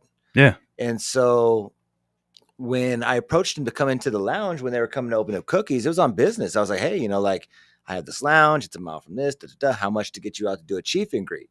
Mm-hmm. He told me a price, and I start reaching out to starting to think about reaching out to some brands, but I'm looking at all the brands that sponsor me and things like that. I'm like, damn, like they're all going up against cookies right now. I don't think they're really going to be like, hey, let's bring out Burner, So I was like, all right. So I had to hit him up. I'm like, hey, sorry, I can't do it, man. I just the sponsors that I have are your competitors, and I don't have it like that. So thank you for considering. Whoop woo. Yeah. But sure enough, man, that day came up, and Stingy reached out and said, shout out Stingy too. He's like, is it cool if Burner and the crew come through and burn it down? I'm like, well, man, I will lock the doors, through. Dog. You tell me what the fuck, So he comes through, and he was dope. Didn't mind that our members were there.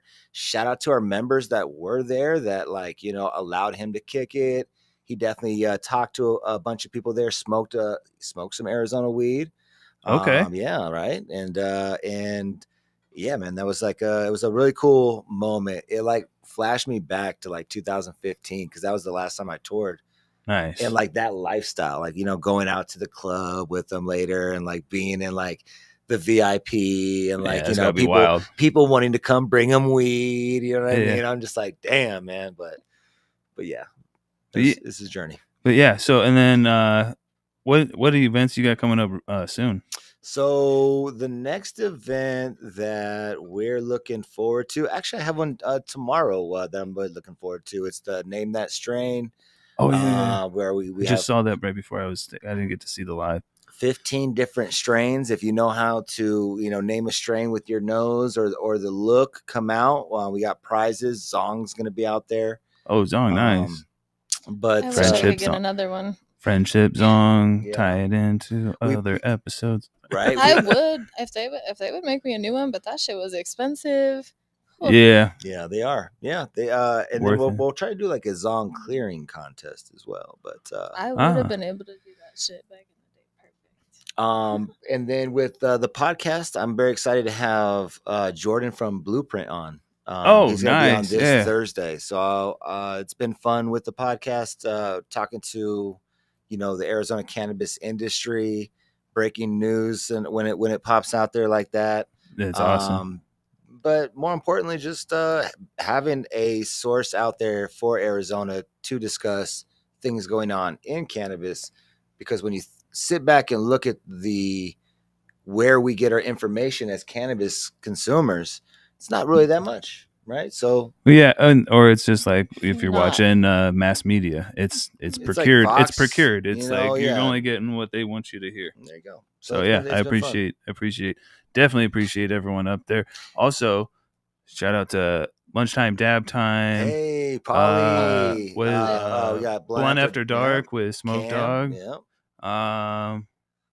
AZ Dank. You gotta make sure we shout out AZ Dank. AZ Dank podcast. I put out their podcast list, and the whole IG live. Is it a podcast or not? I had to consider, and I think if you save it, why not? I was about to say, if you save it, I feel like technically, people can call themselves whatever they want to nowadays. Right, so why don't you call yourself whatever you want? Because technically, too, a podcast was not even video, right? It was supposed to just like meaning audio, audio. So yeah. Technically, it's a live stream. Yeah, right.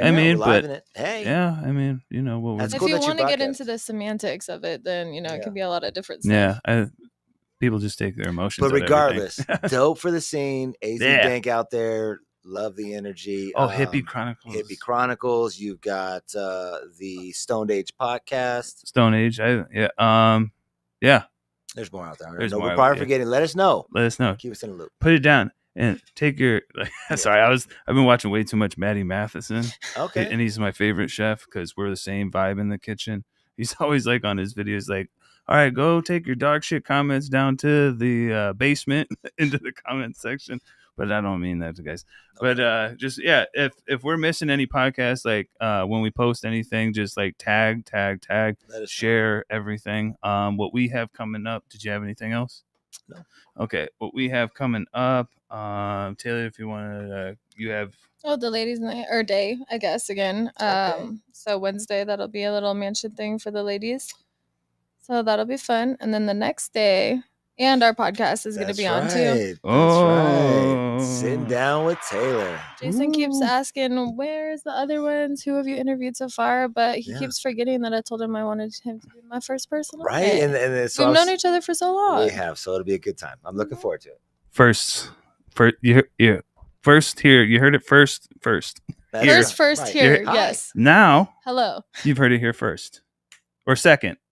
You've heard it here second. You've heard it here, and that's what matters. It's been done. We said it last time, but I just love it when you put on your page the other day. You heard it here second. Oh, right. Yeah, exactly.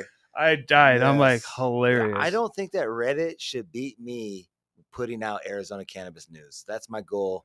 There should never be Reddit out there posting these things. Yeah, because probably someone who posted on Reddit is probably like in the at the High Lounge somewhere. Because it's also like, let's vet it out here a little bit. Like, what are you saying? Is it true? Let me get this thing. Let me get that. Don't just put this information out blasting this company. That's the thing that I learned. Let's get all the sides here. That's the thing that I learned to not just react. Yeah. And just like, just I was so volatile.